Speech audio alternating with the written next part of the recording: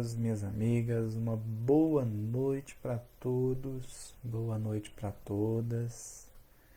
Nós estamos iniciando o nosso estudo aqui da quinta-feira, né? Hoje para abordar uma mensagem de Emmanuel muito interessante para nos fazer refletir, sobretudo agora que nós estamos mais reclusos em casa.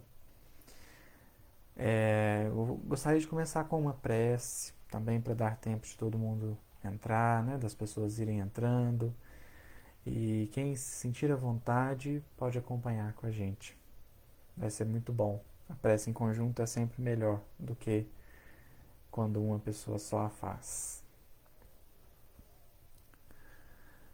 Então vamos nos concentrar na imagem de Jesus e levar a Ele os nossos pensamentos de gratidão. Nós agradecemos pelo bom ânimo, pela fé, pela coragem que o Senhor nos inspira. Nós agradecemos o seu Evangelho de amor. Nós agradecemos a sua mensagem de redenção e pedimos: quais os cegos que o Senhor curou enquanto a sua passagem na terra, nós te pedimos que cure as nossas cegueiras espirituais.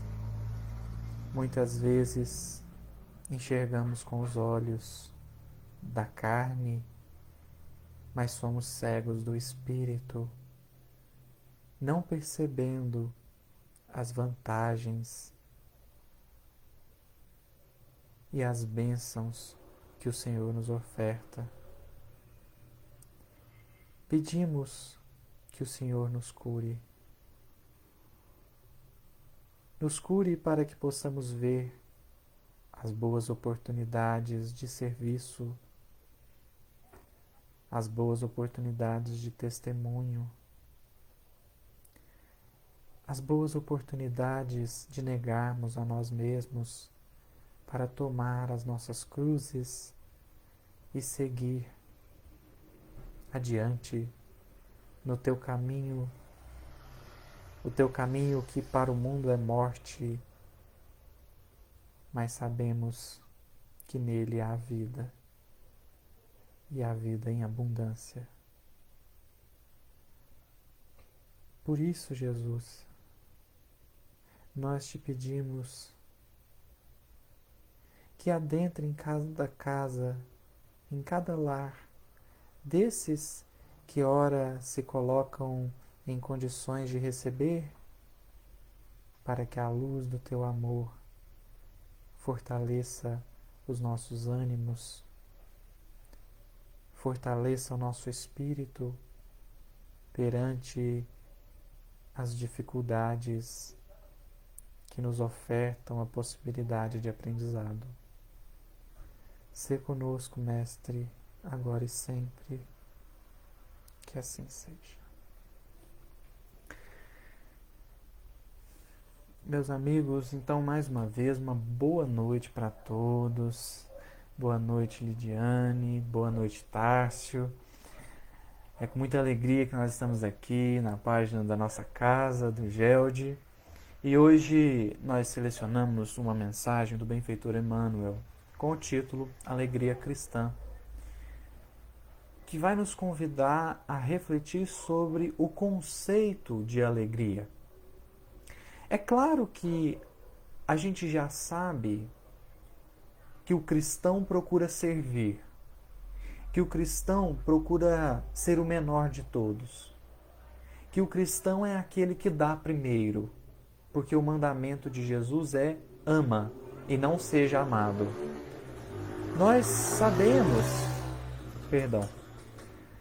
sabemos que Jesus se reduziu na sua grandeza. Nós sabemos que Jesus se fez homem, se fez carne, e o Verbo se fez carne, como disse João. E nós sabemos o que isso representou. Jesus lava os pés dos pescadores, dos discípulos, e nós sabemos o que isso quer dizer, ou pelo menos temos uma ideia do que isso seja. Boa noite, Cristina, seja bem-vinda. Nós sabemos o que essas ações de Jesus significam, nós sabemos o que quer dizer, ou pelo menos temos uma ideia da grandeza do significado da vinda de Jesus ao planeta. Nós sabemos que os cristãos, sobretudo e principalmente os da primeira época, os do cristianismo primitivo, tinham felicidade, tinham gosto em servir. Então essa mensagem de Emmanuel vai nos convidar a refletir sobre isso, sobre esse prazer de servir, sobre essa vontade de servir. É claro que a gente não consegue só servir, tem hora que a gente é servido, é evidente. Porque nós cansamos, porque nós não temos condições, nem físicas, nem psíquicas, de sempre servir. Isso para nós ainda é muito. Só que a questão aqui não está em servir 24 horas por dia, porque nem Jesus o fez. Jesus também aceitou a caridade alheia.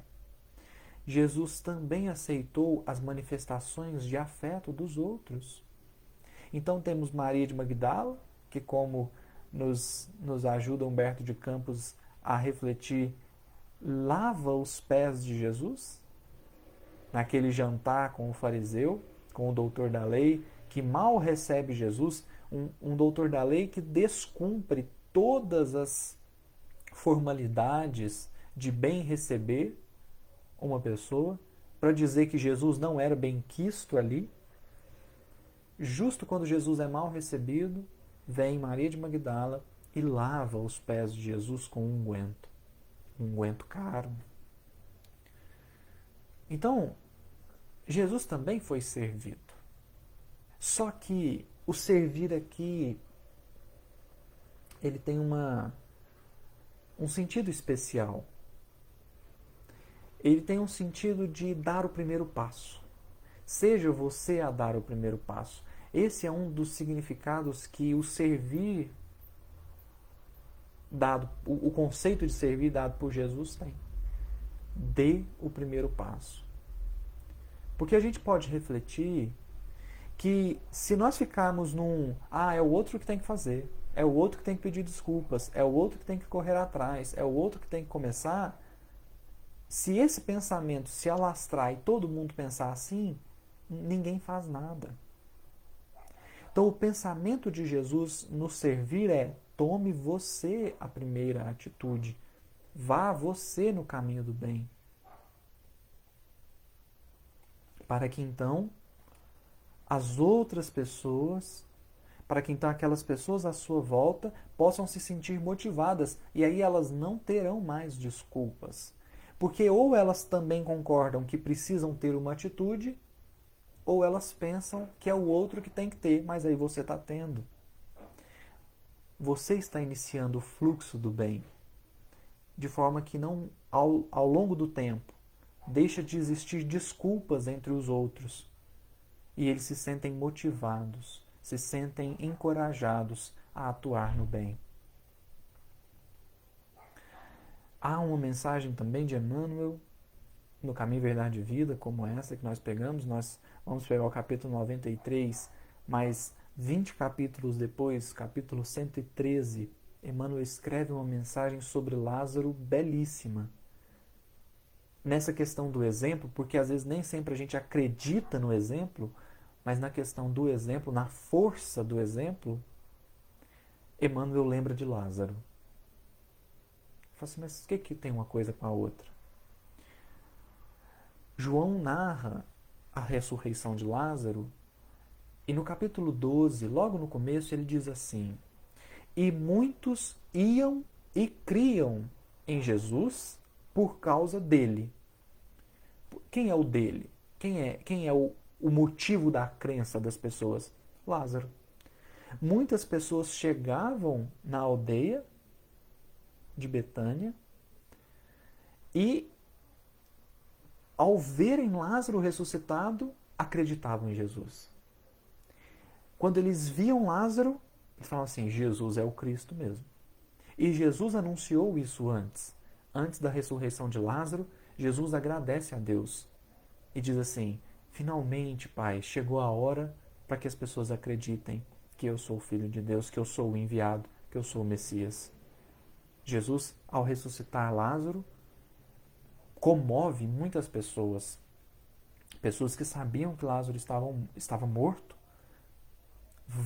veem Lázaro vivo e acreditam em Jesus. Então Emmanuel pega essa simbologia para dizer, quando Jesus ressuscita um homem, esse ressuscitado é motivo de crença para os outros. Quando Jesus penetra o coração de um homem e o transforma, ele transformado é motivo de crença. Porque as pessoas olham e falam assim, nossa, mas o fulano era tão ruim e agora ele está tão bom, o que aconteceu? Ah, foi Jesus. Jesus adentrou o coração dele, Jesus fez morada no coração dele, ele permitiu que assim fosse. Ele é a pessoa, o próprio ressuscitado, por assim dizer. Porque também no Novo Testamento, a palavra morte significa falta de fé. Daí Paulo dizer, por exemplo, na carta aos Efésios, desperta, ó tu que dormes, e levanta-te dentre os mortos. Ou seja, você que está sem fé, levanta-te, deixa que Cristo te ressuscite. E aí, na sua ressurreição, na sua transformação, você arrastará pessoas com você. Essa é a força que Jesus acredita. Essa é a força do exemplo que Jesus precisa. É sabermos que quando Jesus transformar a minha vida ao longo do tempo, essa restauração, essa atuação do Cristo será notada. Eu não preciso divulgar, as pessoas perceberão. Perceberão tanto quanto maior for a minha mudança. Assim foi com Lázaro. Lázaro estava morto para o mundo, mas para Jesus, não. Então, pegando esse conceito, essa perspectiva de que quando Jesus entra num coração do homem, Emmanuel também diz isso, né? Quando Jesus penetra o coração de um homem, manda evangelizar os seus irmãos com a própria vida. Pegando essa perspectiva, pegando essa ideia do prazer de servir, é que nós vamos ler a mensagem de Emmanuel. Alegria Cristã, capítulo 93 do Caminho, Verdade e Vida. Porque com esses conceitos, com essa imagem na mente, com essa ideia na mente, nós conseguimos extrair do texto de Emmanuel o que nós precisamos aqui hoje. Claro, nós poderíamos passar em muito mais, né? Porque Emmanuel, cada parágrafo de Emmanuel, você pode parar e ficar ali 10, 15, 20 minutos, porque tem conteúdo para ofertar. Mas, para hoje, para o nosso propósito de hoje, lembre-se, o cristão é alguém que procura o prazer de servir e é alguém que permite que Jesus adentre o seu coração para ressuscitá-lo dos mortos. E aí ele exemplifica. Aí ele vive o evangelho como pode, né? Como pode. Isso é importante. Jesus não pede para que ninguém viva o evangelho em condições impensadas para aquela pessoa.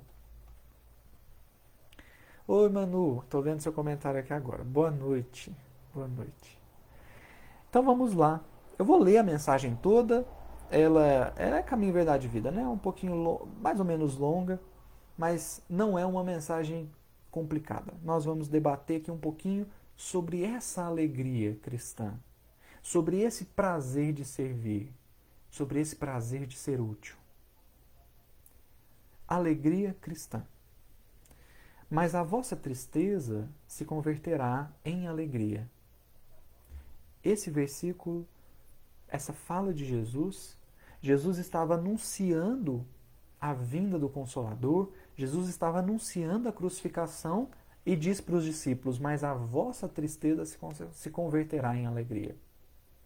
Extremamente atual, extremamente necessária para hoje. Jesus, as falas de Jesus precisam ecoar para nós hoje, 2021. Mas a vossa tristeza se converterá em alegria.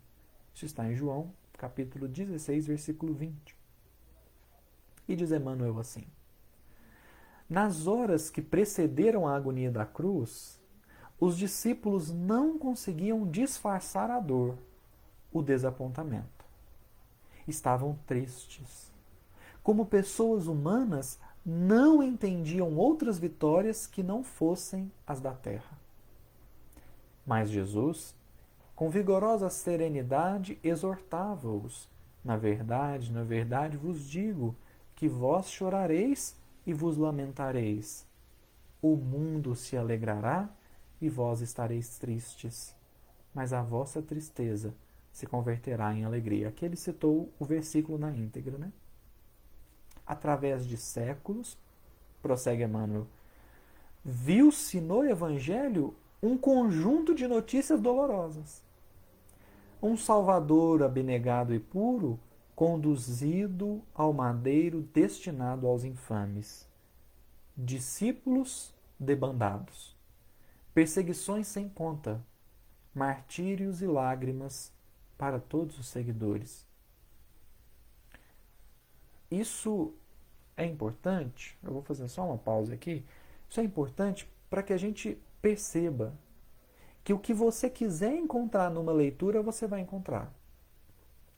O olhar do pessimista no Evangelho, o olhar do descrente no Evangelho procura o sangue, e ele encontra, porque tem. Há o sangue do Cristo, há o martírio do Cristo, há o martírio dos apóstolos. Procura isso e vai achar. Mas aí nós sempre temos que lembrar que o final dos evangelhos não é a crucificação, é a ressurreição.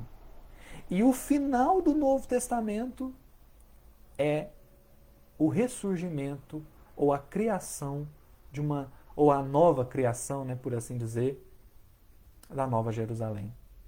Uma Jerusalém reformada.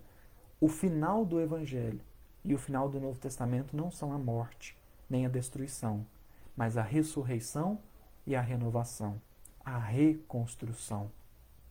Então, o olhar do pessimista procura martírio e encontra, mas o olhar do cristão procura Jesus que venceu o mundo. Procura um Jesus que, crucificado, voltou.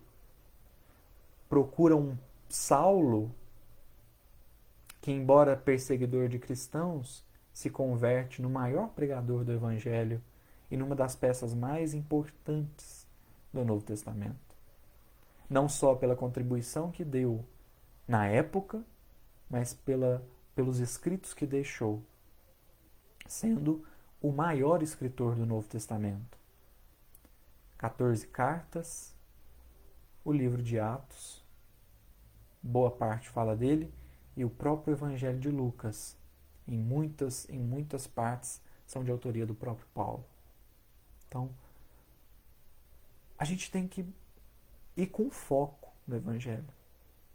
E é o que Emmanuel está dizendo aqui. Através de séculos, a gente olhou para o Evangelho e viu morte. No entanto, diz Emmanuel, essa pesada bagagem de sofrimentos constitui os alicerces de uma vida superior, repleta de paz e alegria. O que é o alicerce? O alicerce é o que sustenta a obra. Ele não é a obra completa, mas é o que dá sustentáculo. É o que dá base. E aí talvez a gente pense, por que a base tem que ser o sofrimento? Por que a base precisa ser a dor? Não dá para a base ser a felicidade? Mas a felicidade da terra? A vitória da terra? Há um problema na vitória da terra. Por isso, e esse problema é o que a impede de ser a base do crescimento, como diz Emmanuel, da vitória superior, da vida superior, repleta de paz e alegria. Por que não pode ser a vitória da terra? Porque a vitória da terra é sempre instável. Não há nenhum vencedor do mundo que tenha permanecido vencedor a vida inteira. E ainda que encontrássemos alguém que possa dizer assim, eu sempre venci na vida, eu sempre ganhei muito dinheiro, eu sempre fui muito feliz, eu sempre tive tudo que eu quis, ainda que nós encontrássemos essa pessoa, ela morreu. Ela morreu e tudo que ela conquistou de terreno ficou. Então a felicidade da Terra tem esse caráter de instabilidade. Por quê? Porque ela se baseia na matéria e a matéria é instável. A matéria perece, a matéria se quebra, a matéria degenera. Então o alicerce da vida superior, a base da vida superior tem que ser uma base firme. Tem que ser uma base duradoura, não pode ser material. Então eu não posso construir uma vida feliz em cima de uma, por exemplo, de uma condição financeira. Se eu for feliz porque eu tenho uma condição financeira boa, eu estou fadado a ficar triste. Se eu for feliz porque eu tenho uma casa confortável, porque eu tenho um carro do ano, eu estou fadado a ficar triste, mais dia ou menos dia. Se a minha felicidade se basear em cargos, títulos, tudo que for terreno, a minha base é frágil. Então, a base da vida superior, muitas vezes, é a derrota no mundo. É a perda no mundo. É a dor.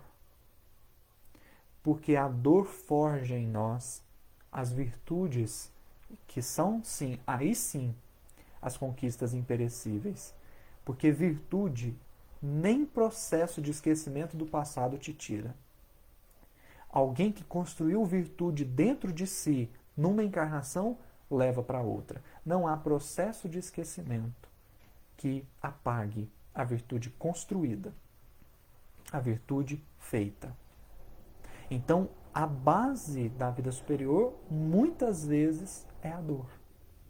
Muitas vezes é o martírio.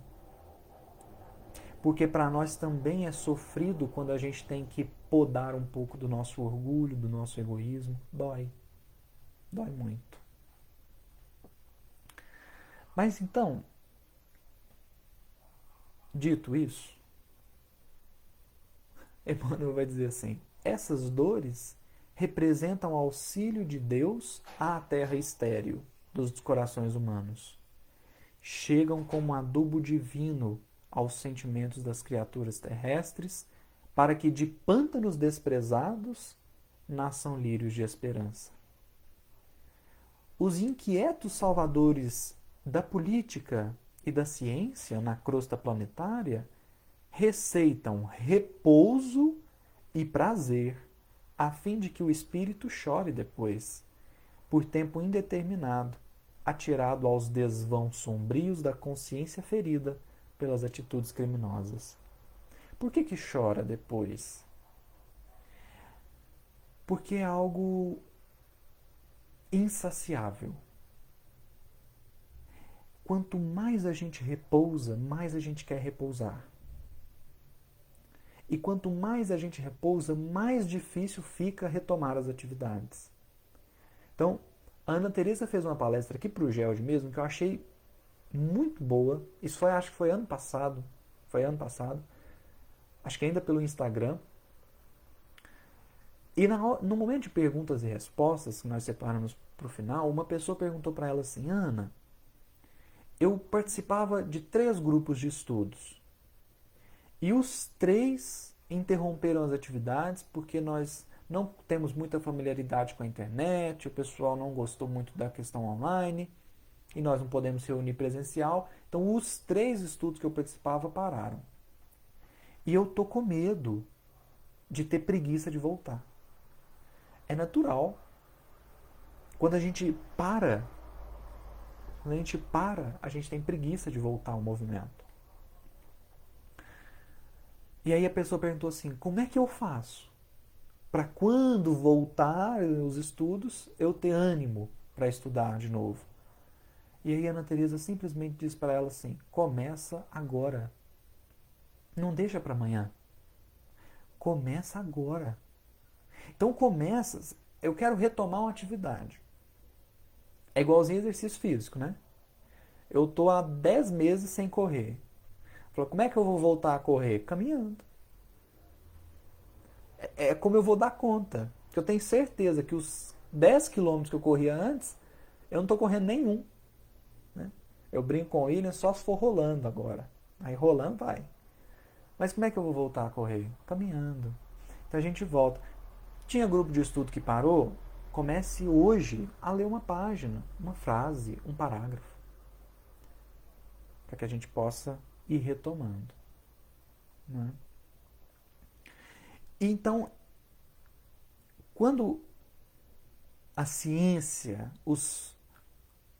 vamos dizer assim, os apegados às questões materiais receitam repouso, eles não sabem o que estão receitando. Porque o repouso é insaciável. E o prazer também, que é o que o Emmanuel colocou aqui. Prazer vicia e é um vício doentio. É um vício que corrói por dentro. Porque te deixa escravo.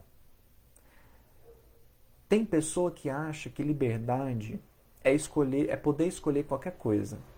É poder fazer o que quiser. Mas não percebe que escolhendo o que quiser se torna escravo das consequências. E assim é o vício. Assim é esse prazer desvairado. É um prazer a qualquer custo. É um prazer pelo prazer. É um prazer que é fim em si mesmo. E aí é um problema.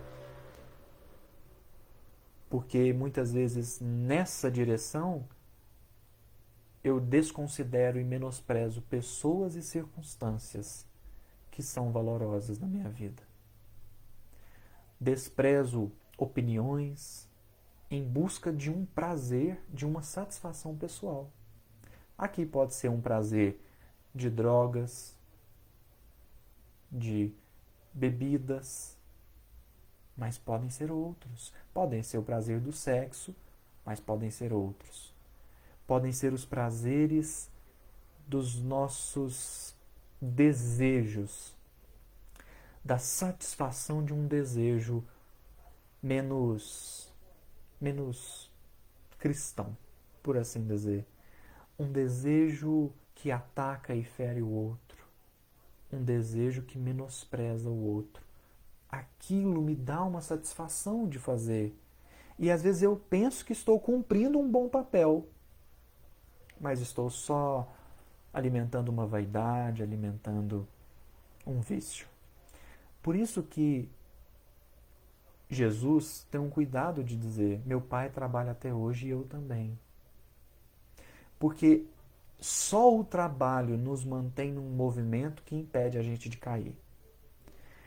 Joana Angélica escreve pelas mãos do Chico, no livro Falando a Terra, capítulo 4, ela diz assim: a paz resulta do movimento e não da inércia. Pensa você andando de bicicleta. Você pega uma velocidade e se mantém em equilíbrio por causa da velocidade. Se você desacelerar, você cambaleia e cai. Então a paz resulta do equilíbrio e o equilíbrio resulta do movimento. É estar em movimento, estar em atividade útil. Eu não estou dizendo que a gente precisa sair, trabalhar. Não, não necessariamente. Dentro de casa, fazendo uma prece, fazendo uma leitura, preparando uma comida que possa ser ofertada a alguém depois. Participando de um estudo, enfim. O fato é que a gente precisa do movimento. Quem para, cai. É lógico que tem o repouso, né? O Kardec pergunta isso. A lei de repouso não está na natureza, os espíritos falam que sim, porque nós estamos no corpo físico, o corpo cansa, a mente cansa, a gente precisa descansar. É normal. A gente só não pode entrar num ciclo vicioso de repouso, porque aí dificulta a volta.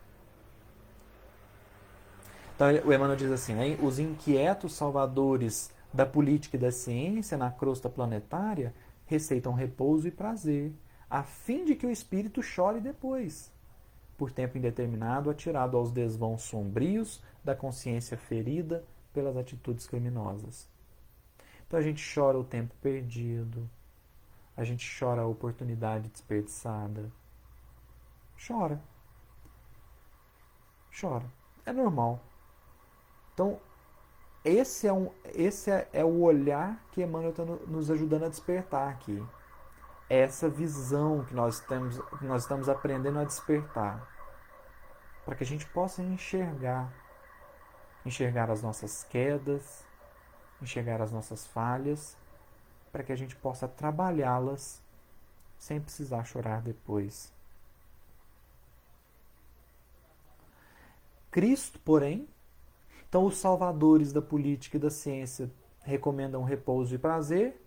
Cristo, porém, evidenciando suprema sabedoria, ensinou a ordem natural para a aquisição das alegrias eternas, demonstrando que fornecer caprichos satisfeitos sem advertência e medida às criaturas do mundo, no presente estado evolutivo, é depor substâncias perigosas em mãos infantis.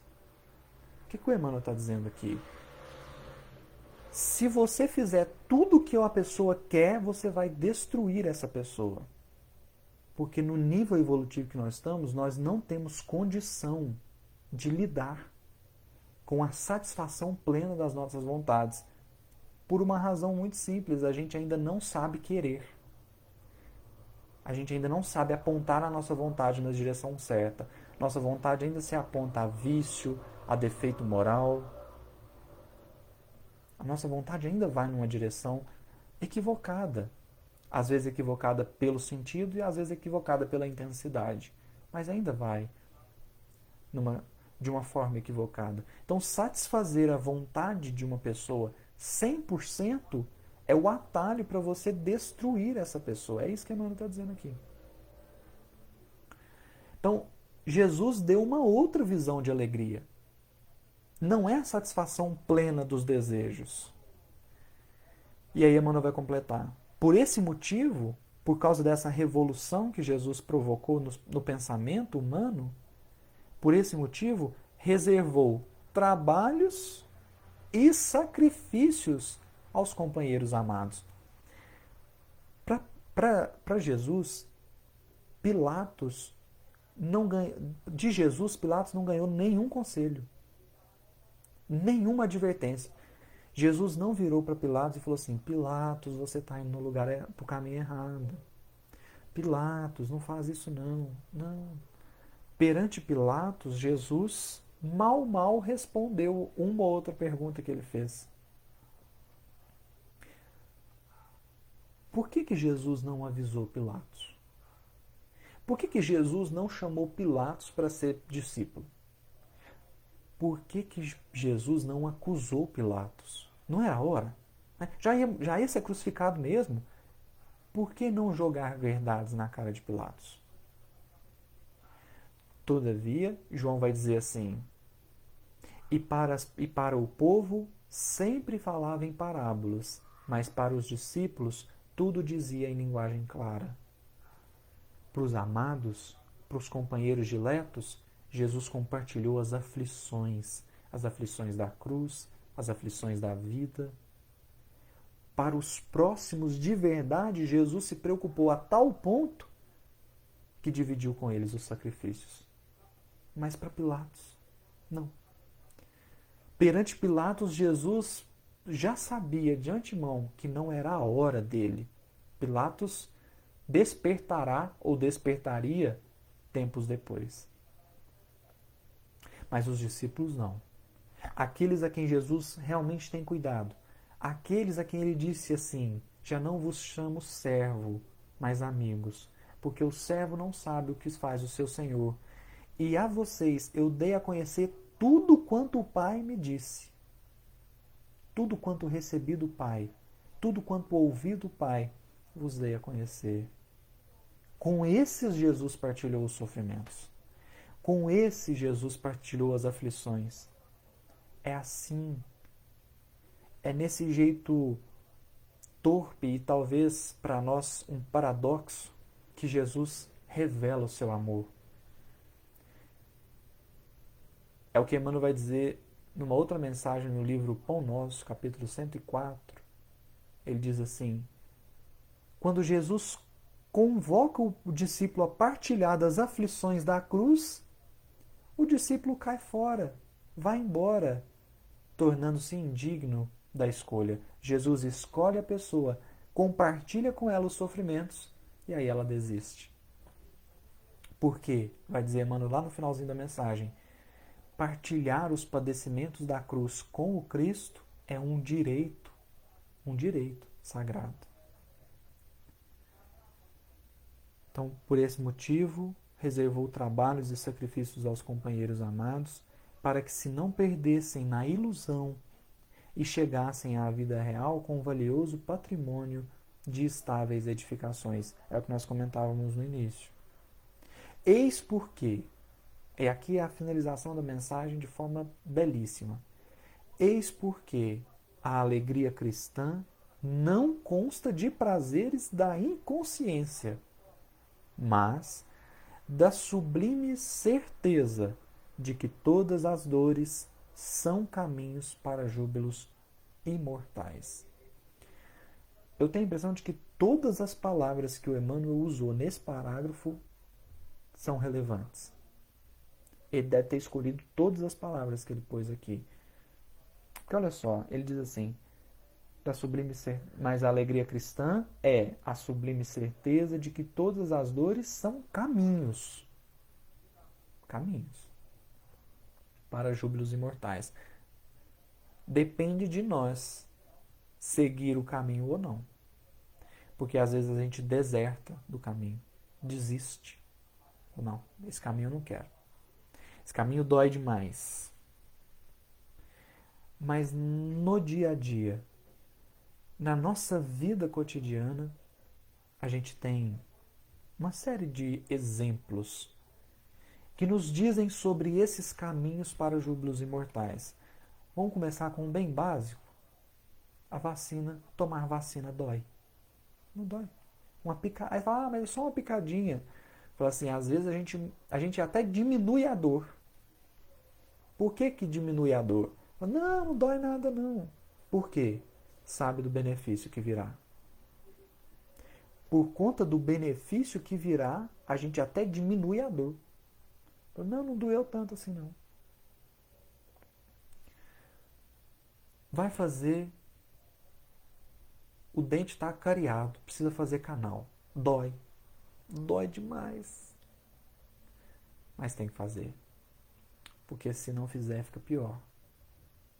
Se não fizer, agrava.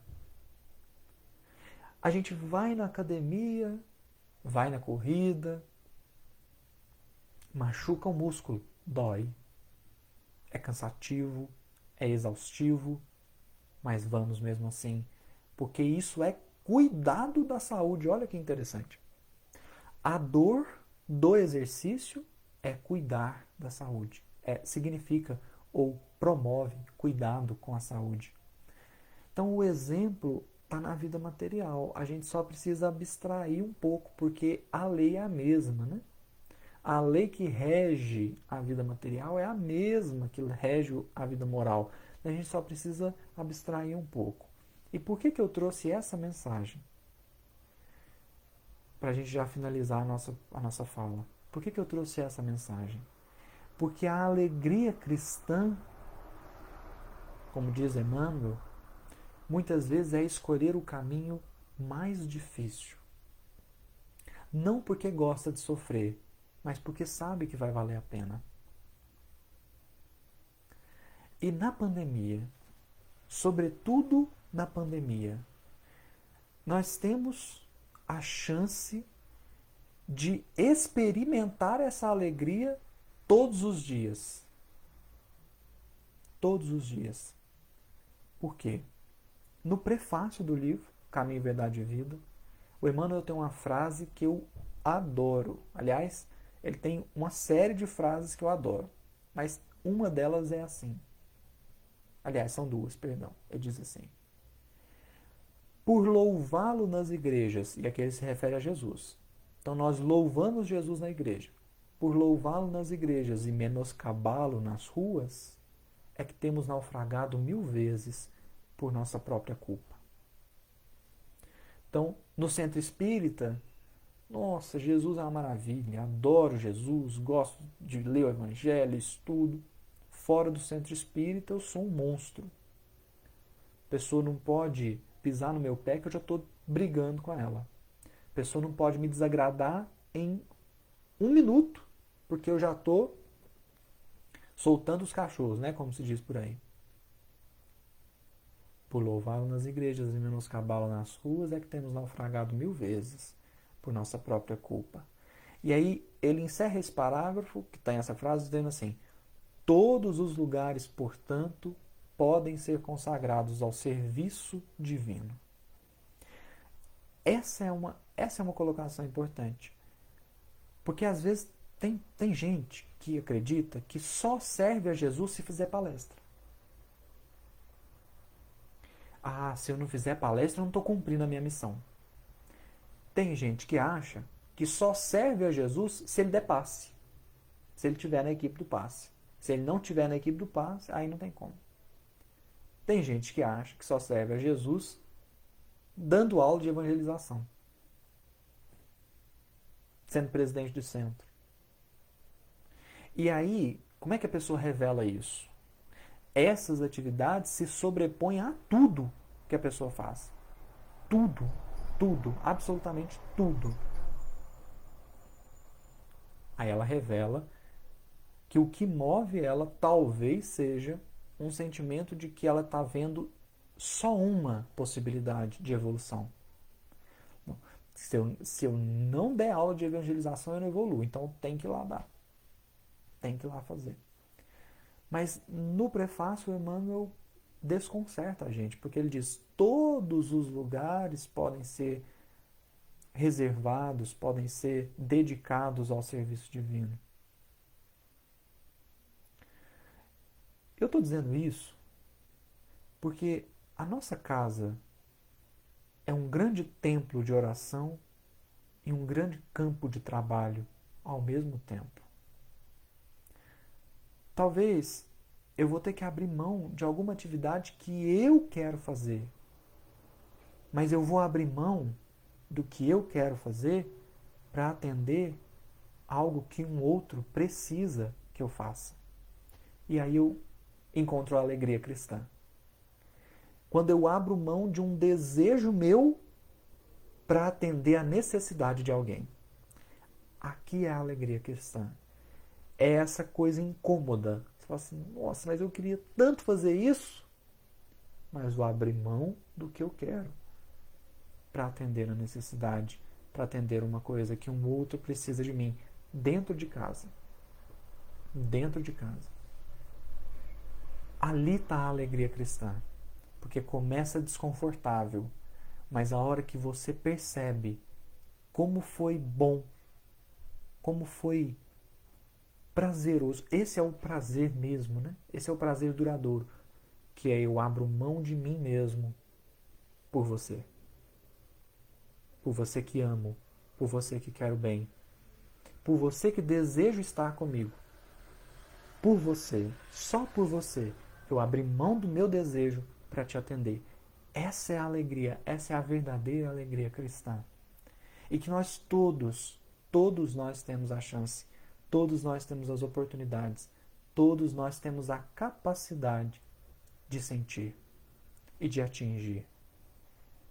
É a alegria de abrir mão de si mesmo, é a alegria de sair de si mesmo, que embora comece dolorosa, termina em alegria. Por isso, a fala de Jesus: mas a vossa tristeza se converterá em alegria. E aqui, para finalizar, a gente pode exemplificar. Lembra da última vez que você dividiu o lanche com alguém? Lembra a última vez que você fez algo pelo outro? Então eu estou morrendo de vontade de comer um chocolate. Tem um bombom, aí eu parto ele no meio e divide. Aí você fala assim, nossa, devia ter ficado calado. Devia ter comido sozinho. Mas se a gente se atentar, o ato de dividir o bombom, que a gente comeria sozinho, ia faltar ainda, né? Porque bombom, eu não sei, mas bombom não satisfaz a vontade de ninguém. Pelo menos, no meu ponto de vista, não satisfaz. Então, eu tô com vontade de comer chocolate, tem só um bombom. Se eu comer ele inteiro, não me satisfaz, mas eu decido dividir, parto no meio e divido com alguém que mora comigo. E aqui eu estou frisando isso, porque é difícil a gente ser cristão com alguém que convive com a gente tanto tempo, tantas horas. E aí você fala assim, nossa, abri mão de uma vontade para que eu pudesse proporcionar algo bacana e algo bom para o outro. Essa é a alegria cristã. E esse é o exercício que Jesus nos convoca. Fazer palestras, participar de estudos, dar aula de evangelização, dar passe, fazer a sopa, são todas tarefas importantíssimas. Elas só não são exclusivas. Elas só não são únicas para a nossa evolução. Porque o olhar atento vê evolução em todo canto. O olhar atento vê oportunidade de trabalho cristão a todo momento. Meus amigos, agradeço a participação de todos, agradeço a colaboração, as vibrações.